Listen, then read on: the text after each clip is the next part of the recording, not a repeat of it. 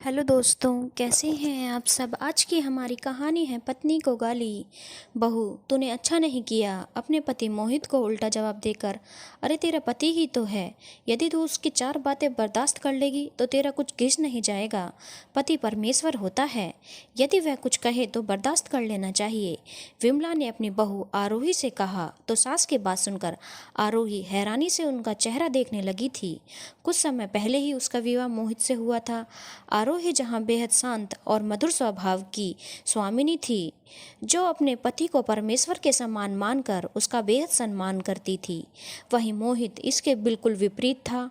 वह बेहद गुस्सेबाज और खुदगर्ज इंसान था, जो मतलब पड़ने पर आरोही से मीठी मीठी बातें करता, लेकिन मतलब निकल जाने पर उसका स्वभाव बेहद खौफनाक हो जाता था, जिससे आरोही को बेहद दुख होता था। एक दिन घर में कुछ मेहमान आए हुए थे। जब आरोही ने उनके लिए बाजार से नाश्ता लाने को कहा तो मोहित उनके लिए नाश्ता लाने की बजाय गुस्सा होते हुए आरोही से बोला, तेरी हिम्मत कैसे हुई मुझ पर हुक्म चलाने की। मैं तेरा नौकर नहीं हूँ जो तेरा आदेश मानूंगा। जा किसी और से कहकर नाश्ता मंगा ले।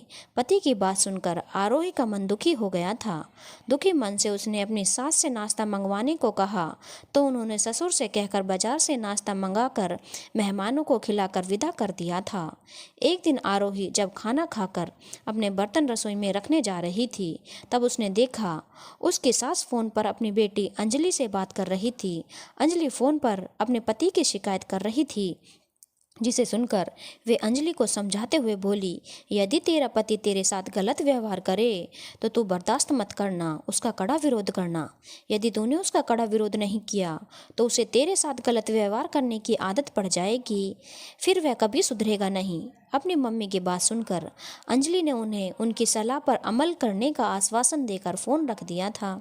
आरोही जल्दी से बर्तन साफ करके जब अपने कमरे में गई तो मोहित, जो खाना खाकर आराम से बिस्तर में रजाई ओढ़कर लेटा हुआ था, बगैर यह सोचे कि ठंडे पानी में बर्तन साफ करने से आरोही को भी ठंड लग रही होगी, गुस्से में चिल्लाते हुए उससे बोला, साली कहाँ मर गई थी, तुझे पता है मैं ठंडा दूध नहीं पीता, फिर मुझे ठंडा दूध क्यों दिया। चल जल्दी से इसे गर्म करके ले आ।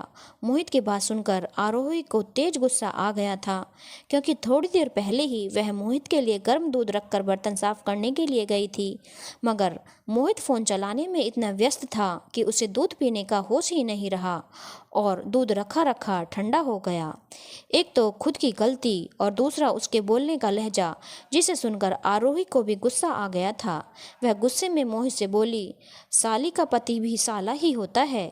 यदि आपको दूध ठंडा हो गया है तो आप प्यार से भी तो कह सकते थे मुझसे दूध गर्म करने के लिए। इस तरह बदतमीजी से बोलने की क्या जरूरत थी। इससे पहले कि मोहित उसकी बात का कुछ जवाब देता, तभी उसकी सास उसकी तेज आवाज़ सुनकर कमरे में आ गई और मोहित को समझाने की बजाय उल्टा आरोही को ही डांटने लगी थी, जिसे सुनकर आरोही दुखी स्वर में बोली, मम्मी जी, यदि आपके जमाई भी आपकी बेटी से इस तरह से बदतमीजी से बोलते, तब भी क्या अपनी बेटी को आप ऐसे ही डांटती।